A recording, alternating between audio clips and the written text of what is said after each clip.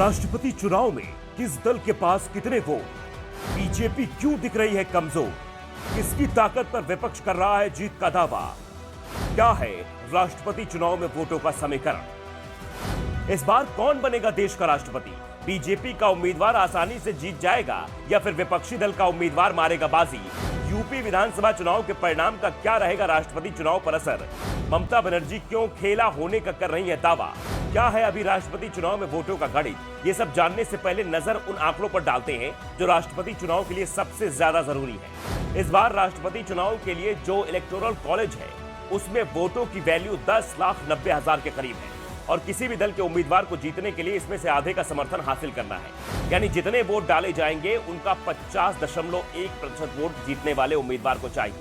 Vote डालने का अधिकार लोकसभा और राज्यसभा के सांसदों के अलावा विधानसभा सदस्यों को होता है, लेकिन राष्ट्रपति और राज्यपाल कोटे से नॉमिनेट होने वाले सांसद और विधायकों को वोटिंग का अधिकार नहीं होता। सांसद और विधायकों के वोट की वैल्यू भी अलग होती है। सांसदों की वोट की वैल्यू 708 रखी गई है।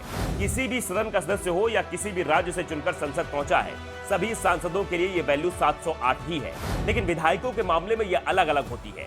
यूपी के विधायक की वोट की वैल्यू 208 है, तो सिक्किम के विधायक के वोट की वैल्यू सिर्फ 7 है। अभी की जो परिस्थिति है उसमें एनडीए के पास 48.9% वोट है और पूरे विपक्ष के पास 51.9% वोट है। इस तरह एनडीए विपक्ष से 2.2% वोट पीछे चल रहा है और इसके पीछे सबसे बड़ा कारण यूपी विधानसभा चुनाव है। यूपी विधानसभा चुनाव में एनडीए की सीटें 50 कम हुई हैं, जिसके वोटों की वैल्यू करीब 10,000 है, यानी 1%। इसलिए ममता बनर्जी खेला होने का दावा कर रही है, लेकिन खेला इतना आसान भी नहीं है। ये विपक्ष के वोटों में ही छिपा है। एनडीए का वोट पूरी तरह से एकजुट है। गठबंधन केंद्र की सत्ता में है, इसलिए इसमें सेंधमारी बेहद मुश्किल है। तो दूसरी ओर विपक्ष में जबरदस्त मतभेद है। संसद और विधानसभा में बीजेपी और उसके सहयोगियों के पास कुल 5,33,873 वोट हैं, यानी कुल इलेक्टोरल कॉलेज का 98.9%। कांग्रेस और उसके सहयोगियों के पास 2,38,868 वोट हैं।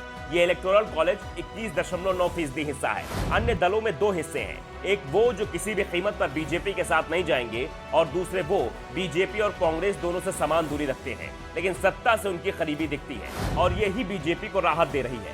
पहला ग्रुप जो बीजेपी के खिलाफ है उसके पास 2,15,419 वोटों की ताकत है, जो इलेक्टोरल कॉलेज का 19.7% हिस्सा है, जबकि दूसरे के पास 1,03,868 वोट हैं, जो करीब 9.5% होता है। अगर पूरा विपक्ष एक साथ आता है तो बीजेपी उम्मीदवार को करीब 23,000 वोटों से हार मिलेगी, लेकिन यह संभव होते नहीं दिख रहा है।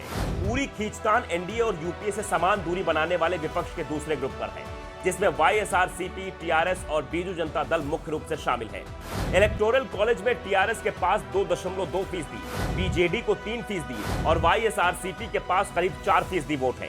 चुनाव में बीजेपी इन तीनों दलों को साधने की कोशिश कर रही है और जो संकेत मिल रहे हैं उसमें बीजेडी और वाईएसआरसीपी के बीजेपी के साथ आने की हामी भी भर दी है। इन दोनों दलों के समर्थन के सहारे एनडीए के उम्मीदवार के पास 56% वोटों का समर्थन हो जाएगा, जिससे उसके लिए राष्ट्रपति चुनाव में रास्ता आसान हो जाएगा। अब सबकी नजर उम्मीदवारों के ऐलान पर है। राष्ट्रपति चुनाव का ऐलान अगले महीने हो जाएगा और जुलाई की शुरुआत में वोटिंग हो जाएगी। विपक्ष उम्मीदवार देगा ये तो तय है, लेकिन बीजेपी किसे उम्मीदवार बनाएगी, निगाह इसी पर होगी, क्योंकि जीत की संभावनाएं उसी के पास ज्यादा दिख रही है। Bureau report, the Dhakad news.